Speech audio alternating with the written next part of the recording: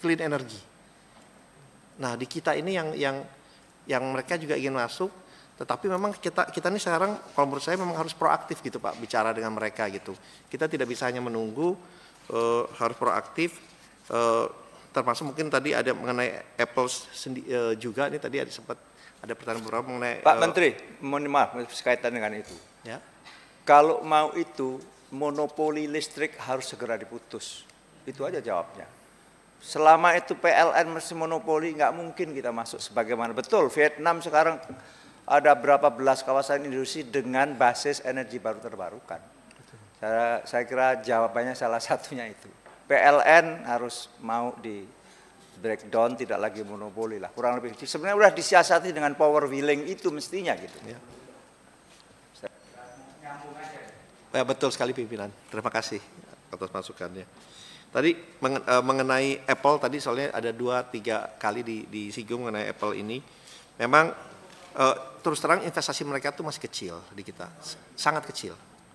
Dan kebetulan saya sudah berbicara langsung dengan mereka beberapa kali, dan saya sampaikan bahwa karena saya juga berkomunikasi dengan Kementerian Perindustrian, bahwa investasinya ya harus lebih besar, jangan di negara-negara Vietnam, karena mereka kan juga mengambil asas manfaat juga dengan penjualan iPhone 16 iPhone sebelumnya. Jadi dan saya minta, kita sudah bicara dan insya Allah mereka untuk tahap pertama saya akan mendapatkan pernyataan secara tertulis. Saya minta dari mereka investasi sebesar $1 miliar, $1 billion untuk tahap pertama.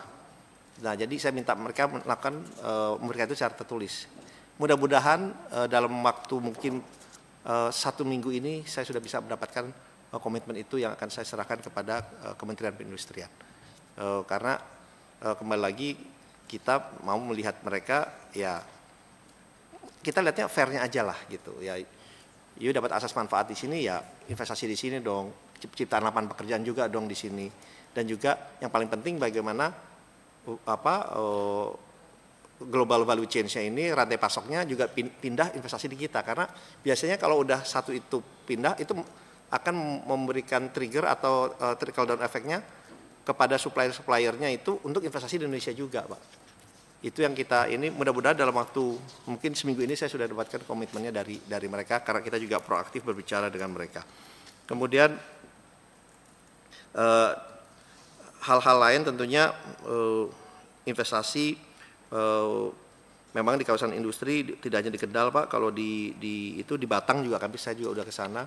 Apalagi Batang sebentar lagi insya Allah menjadi kawasan ekonomi khusus dan tentunya akan memberikan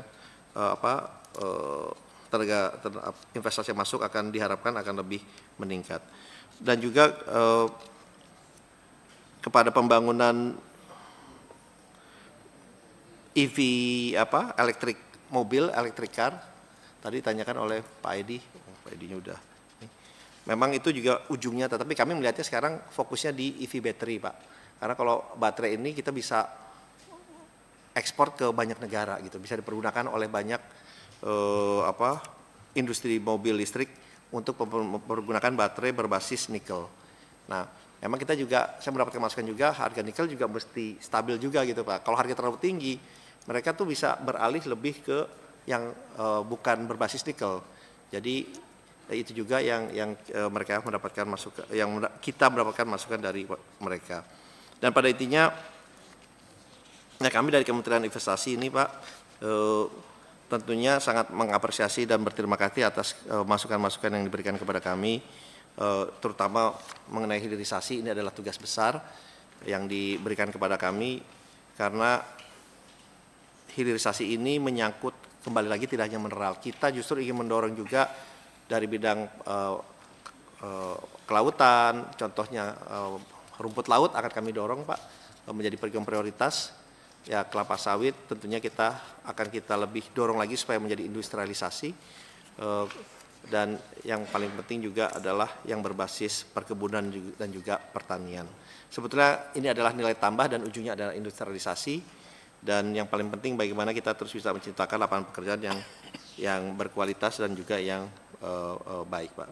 Dan tentunya beberapa hal yang menjadi catatan kami akan kami sampaikan secara tertulis, dan ini adalah perkenalan pertama, tetapi saya merasa terima kasih, semangatnya begitu tinggi dari Bapak-Bapak, Ibu-Ibu Dewan yang terhormat, sehingga ini juga kami catat semua, dan kedepannya kami sangat terbuka untuk bisa mendapatkan terus masukan dari Bapak Ibu anggota Dewan yang terhormat, sehingga apa yang dicanangkan oleh Bapak Presiden untuk mencapai pertumbuhan 8%, kita yakin insya Allah itu bisa tercapai apabila kita bersama-sama selalu bersinergi.